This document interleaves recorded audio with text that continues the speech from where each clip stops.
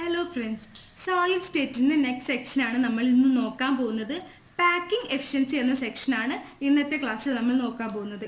Packing efficiency എന്താണെന്ന് നോക്കുന്നതിൻ്റെ മുമ്പ് നിങ്ങൾ എൻ്റെ ചാനൽ സബ്സ്ക്രൈബ് ചെയ്യാത്തവരാണെങ്കിൽ സബ്സ്ക്രൈബ് ചെയ്യുക. അതുപോലെ എൻ്റെ വീഡിയോ ഇഷ്ടമാണെങ്കിൽ തീർച്ചയായിട്ടും ഒരു ലൈക്കൊക്കെ തരിക. അതുപോലെ തന്നെ നിങ്ങളുടെ ഫ്രണ്ട്സിനൊക്കെ ഷെയർ ചെയ്ത് കൊടുക്കുക. So let's get started. Packing efficiency എന്താണെന്ന് നോക്കാം. പാക്കിംഗ് എഫിഷ്യൻസി എന്ന് പറഞ്ഞാൽ that is a percentage of total space filled by the particle. Particle fill ചെയ്ത് കിടക്കുന്നതിൻ്റെ ടോട്ടൽ സ്പേസിൻ്റെ പെർസെൻറ്റേജിനെയാണ് എന്തെന്ന് പറയാം, പാക്കിംഗ് എഫിഷ്യൻസി എന്ന് പറയാം. അതെന്താണെന്ന് മനസ്സിലാവാൻ ഞാനൊരു ഉദാഹരണം പറയാം. അതായത് വോയിഡ്സ് എന്താണെന്ന് നമ്മൾ കഴിഞ്ഞ ക്ലാസ്സിൽ പഠിച്ചു. അതായത് പാർട്ടിക്കിൾസിനെ നമ്മൾ ഇങ്ങനെ അറേഞ്ച് ചെയ്ത് കൊടുക്കുകയാണെങ്കിൽ, ഏത് രീതിയിലാണ് അറേഞ്ച് ചെയ്ത് കൊടുത്താലും, ഇങ്ങനെ അറേഞ്ച് ചെയ്ത് കൊടുക്കുകയാണെങ്കിലൊക്കെ ഇവിടെ ഇതിൻ്റെ ഇങ്ങനെയുള്ള പാർട്ടിക്കിൾസിൻ്റെ ഇടയിൽ വരുന്ന ആ ഒരു ഗ്യാപ്പുകളെയാണ് എന്തെന്ന് പറയുക, വോയിഡ്സ് എന്ന് പറയുക അല്ലേ. അപ്പോൾ വോയിഡ്സിൻ്റെ എമൗണ്ട് കൂടുന്നതിനനുസരിച്ച് പാക്കിംഗ് എഫിഷ്യൻസി കുറയുകയാണ് ചെയ്യുക. അതായത് total space filled by the particle, എത്രമാത്രം പാർട്ടിക്കിൾസ് അതിൻ്റെ സ്പേസ് ഫില്ല് ചെയ്യുന്നുണ്ട് എന്നുള്ളതിനെയാണ് പാക്കിംഗ് എഫിഷ്യൻസി എന്ന് പറയാം. അതായത് percentage of total space filled by the particle. അപ്പോൾ ആദ്യം തന്നെ നമുക്ക് നോക്കാനുള്ളത് HCPയുടെയും CCPയുടെയും പാക്കിംഗ് എഫിഷ്യൻസിയാണ്. Packing efficiency in HCP and CCP. HCPയിലും CCPയിലും ഒരേപോലെയാണ് എന്ത് വരുന്നത്, പാക്കിംഗ് എഫിഷ്യൻസി വരുന്നത്. അതുകൊണ്ടാണ് ഇവ രണ്ടും ഒരുമിച്ച് നമ്മൾ പറയുന്നത്. ഇവിടെ ഞാനൊരു പിക്ചർ കൊടുത്തിട്ടുണ്ട്. ആ പിക്ചറിൽ ഫുൾ എല്ലാ പാർട്ടിക്കിൾസും കാണിച്ചിട്ടില്ല. അങ്ങനെ കാണിക്കാനുള്ള കാരണം നമുക്ക് കറക്റ്റായിട്ട് മനസ്സിലാവാൻ വേണ്ടിയിട്ട് 3 പാർട്ടിക്കിൾസ്, ഒരു സൈഡിലുള്ള 3 പാർട്ടിക്കിൾസ് മാത്രമാണ്, ഒരു ഫേസിലും 2 കോർണേഴ്സിലുമുള്ള പാർട്ടിക്കിൾസ് മാത്രമാണല്ലേ എടുത്തിട്ടുള്ളത്.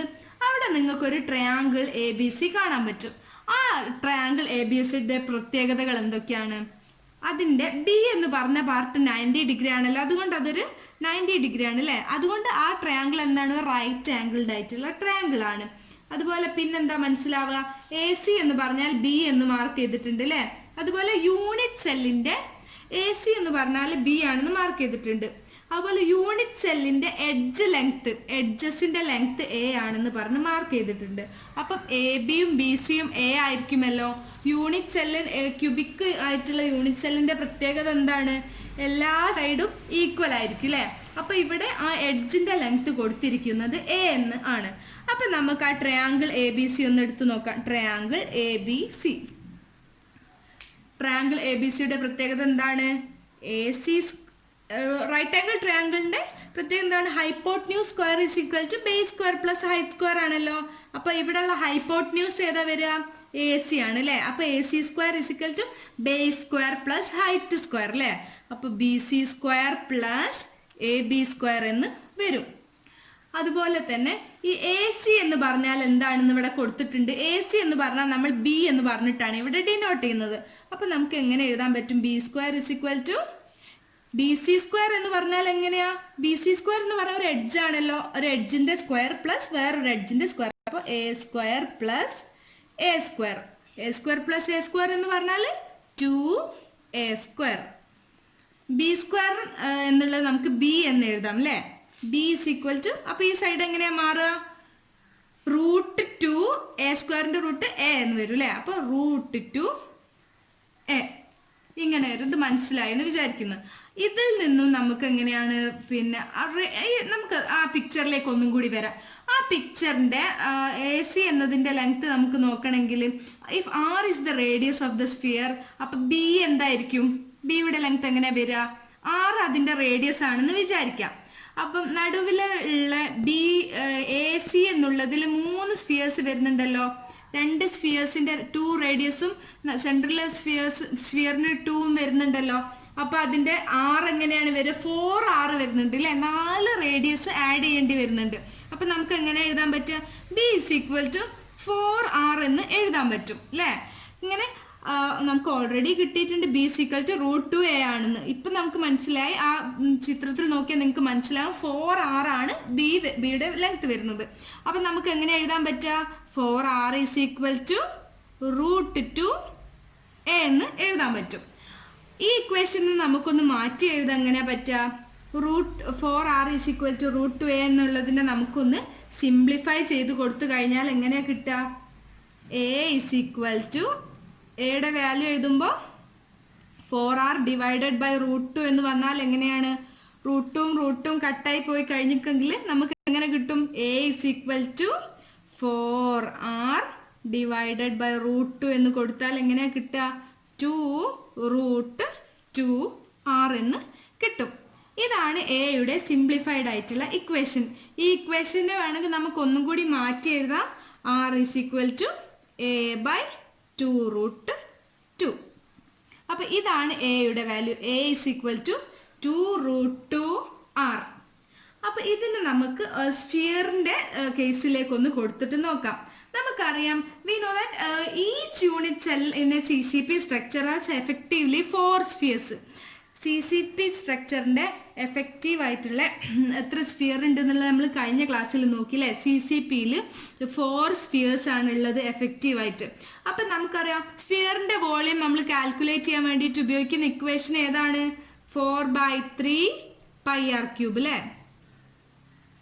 ടോട്ടൽ എത്ര സ്ഫിയേഴ്സ് ഉണ്ട്? 4 സ്ഫിയേഴ്സ് വരുന്നുണ്ട്. അപ്പം നമ്മൾ എങ്ങനെയാ അത് കാൽക്കുലേറ്റ് ചെയ്യുക? Total volume occupied by 4 spheres. അതിന്റെ വോളിയം, സ്ഫിയറിന്റെ വോളിയം എന്ന് പറഞ്ഞാൽ 4/3 πr³ ആണ് അല്ലേ? അപ്പം 4 സ്ഫിയേഴ്സിന്റെ വോളിയം നമ്മൾ എങ്ങനെ കാൽക്കുലേറ്റ് ചെയ്യുക? 4 × 4/3 πr³ എന്നാണ് എഴുതുക. ഇതൊന്ന് ഞാൻ ഡീറ്റെയിൽഡ് ആയിട്ട് എഴുതി കാണിക്കുക. പാക്കിംഗ് എഫിഷ്യൻസി എങ്ങനെയാണ് ഇതിൻ്റെത് കാൽക്കുലേറ്റ് ചെയ്യുന്നത്. ഇപ്പം നിങ്ങൾ ഓർത്ത് വെക്കേണ്ടത് a is equal to 2√2r എന്ന് നമുക്ക് കിട്ടി എന്നുള്ളതാണ്. അപ്പം നമുക്കിനി ഇതിന്റെ പാക്കിംഗ് എഫിഷ്യൻസിയിലേക്ക് കടക്കാം. ഇത് നിങ്ങൾ നോട്ട് ചെയ്ത് ഒരു പേപ്പർ ബുക്കൊക്കെ എടുത്തിട്ട് നോട്ട് ചെയ്ത് വെക്കണം. ഇതിന്റെ ബാക്കി ഞാൻ ഇത് റബ്ബ് ചെയ്ത്, എൻ്റെ വൈറ്റ് ബോർഡ് ഭയങ്കര ചെറുതാണ്, അതുകൊണ്ട് മുഴുവനായിട്ട് എഴുതാൻ പറ്റില്ല. അതുകൊണ്ട് ഞാനിത് ഇറേസ് ചെയ്തിട്ടാണ് ഇതിന്റെ ബാക്കി എഴുതാൻ പോകുന്നത്. നമുക്കറിയാം സ്ഫിയറിന്റെ വോളിയത്തിന്റെ ഇക്വേഷൻ എന്താണ്? 4/3 πr³ അല്ലേ? 4/3 πr³ ആണ്. ഇവിടെ എത്ര സ്ഫിയേഴ്സ് ഉണ്ട്? 4 സ്ഫിയേഴ്സ് ഉണ്ട് അല്ലേ? അപ്പോൾ 4 × 4/3 πr³ ആണ് വോളിയം ഓഫ് 4 സ്ഫിയേഴ്സ്. പിന്നെ ക്യൂബിന്റെ വോളിയം എന്ന് പറഞ്ഞാൽ എന്താണ്? a³ ആണ്. അപ്പം നമുക്കിവിടെ എന്താണ് ക്യൂബിന്റെ നമുക്ക് കിട്ടിയില്ല. അതായത് 2√2r (3) a is equal to 2√2 എന്ന് നമ്മൾ തൊട്ട് മുന്നേ കണ്ടു അല്ലേ? അപ്പം a³ is equal to 2√2r³. അപ്പം ഇത് വെച്ചിട്ട് നമുക്ക് പാക്കിംഗ് എഫിഷ്യൻസി കാൽക്കുലേറ്റ് ചെയ്യാം. പാക്കിംഗ് എഫിഷ്യൻസിന്റെ ഇക്വേഷൻ ആണ് volume occupied by 4 spheres divided by total volume of unit cell into 100.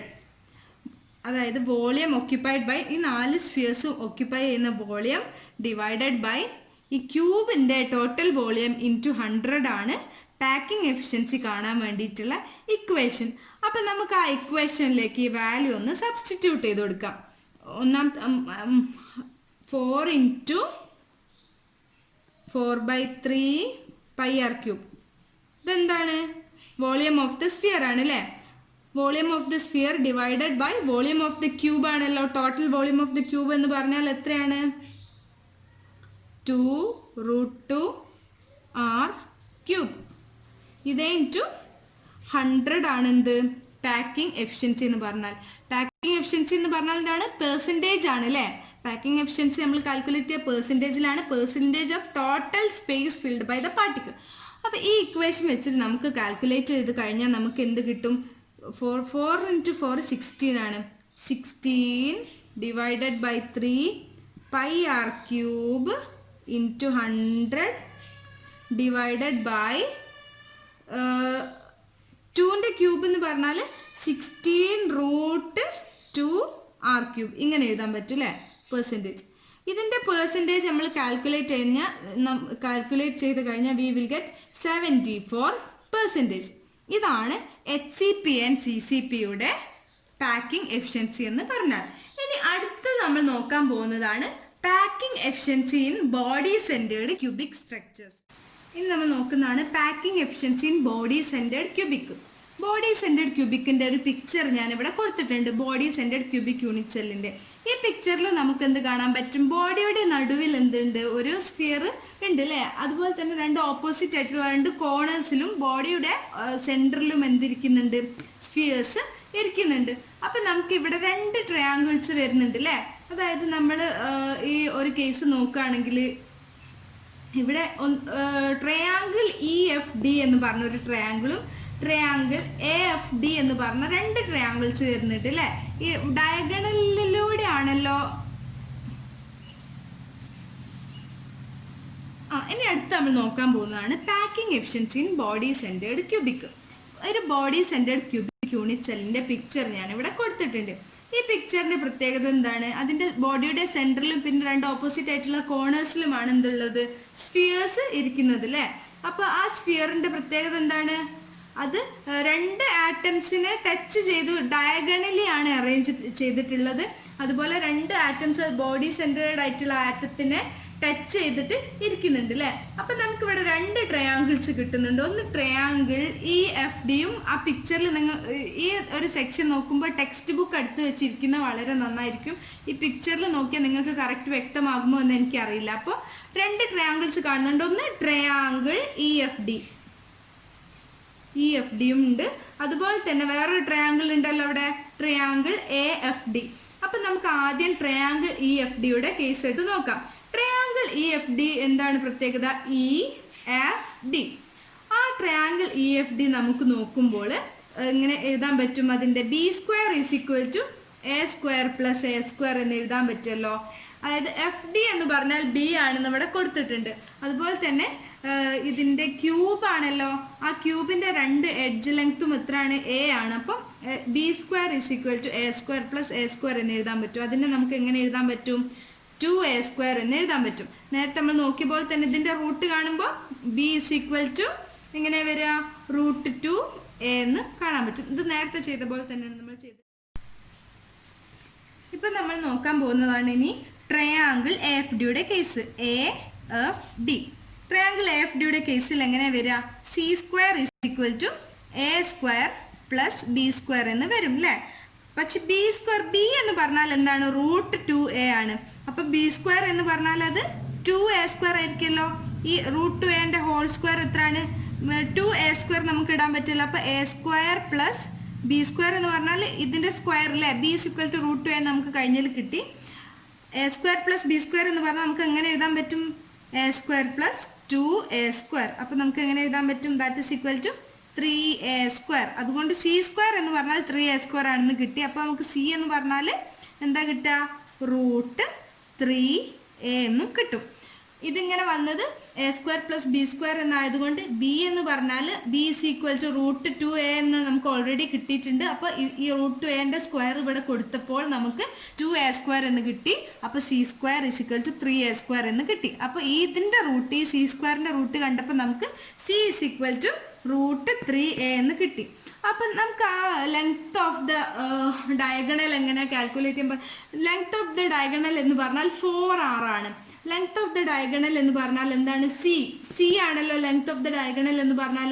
അത് നമുക്ക് അതിൻ്റെ റേഡിയസ് നോക്കിക്കഴിഞ്ഞാൽ മനസ്സിലാകും. 4r ആണ് വരിക. അപ്പം നമുക്കിതിനെ എങ്ങനെ എഴുതാൻ പറ്റും?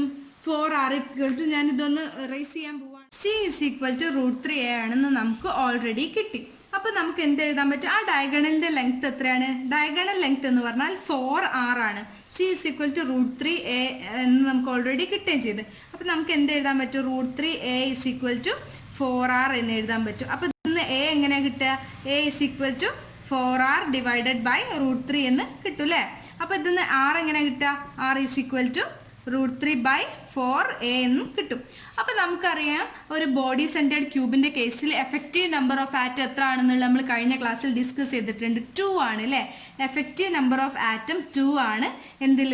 ബോഡി സെന്റേർഡ് ക്യൂബിൽ. അപ്പോൾ ഇതിൻ്റെ വോളിയം എത്ര വരിക?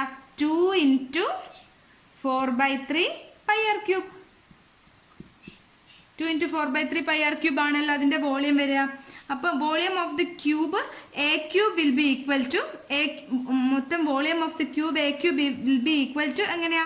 ഇതിനൊന്ന് സിംപ്ലിഫൈ ചെയ്ത് എഴുതിയാൽ നമുക്ക് എന്ത് മനസ്സിലാവും? Volume of the cube a³ is equal to 4/√3r³ അല്ലെങ്കിൽ or a³ is equal to 4/√3r³.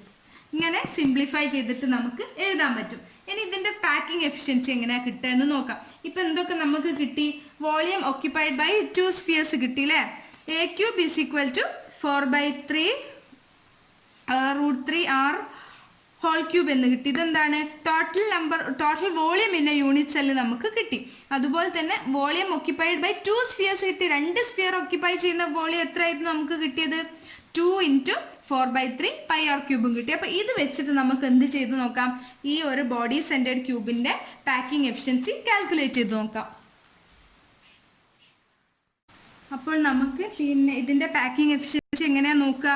ഇതിന്റെ പാക്കിംഗ് എഫിഷ്യൻസി, ബോഡി സെന്റേർഡ് ക്യൂബിക്കിന്റെ പാക്കിംഗ് എഫിഷ്യൻസി കാൽക്കുലേറ്റ് ചെയ്യാൻ 2 സ്ഫിയേഴ്സ് ഓക്യുപ്പൈ ചെയ്യുന്ന വോളിയം, അതായത് 2 × 4/3 πr³ ആണ് 2 സ്ഫിയേഴ്സ് ഓക്യുപ്പൈ ചെയ്യുന്ന വോളിയം.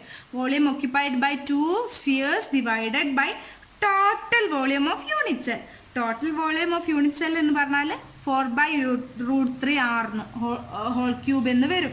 അത് നമ്മൾ നേരത്തെ നോക്കി. അപ്പോൾ ഇതിൻ്റെ × 100 നമ്മൾ കാൽക്കുലേറ്റ് ചെയ്ത് കഴിഞ്ഞാൽ അത്ര പെർസെൻറ്റേജ് ആയിരിക്കും എന്ത്? Packing efficiency. അപ്പോൾ ഇതിനെ നമ്മൾ സിംപ്ലിഫൈ ചെയ്ത് എഴുതുമ്പോൾ 4 × 2 8/3 πr³ × 100 എന്ന് വരും അല്ലേ?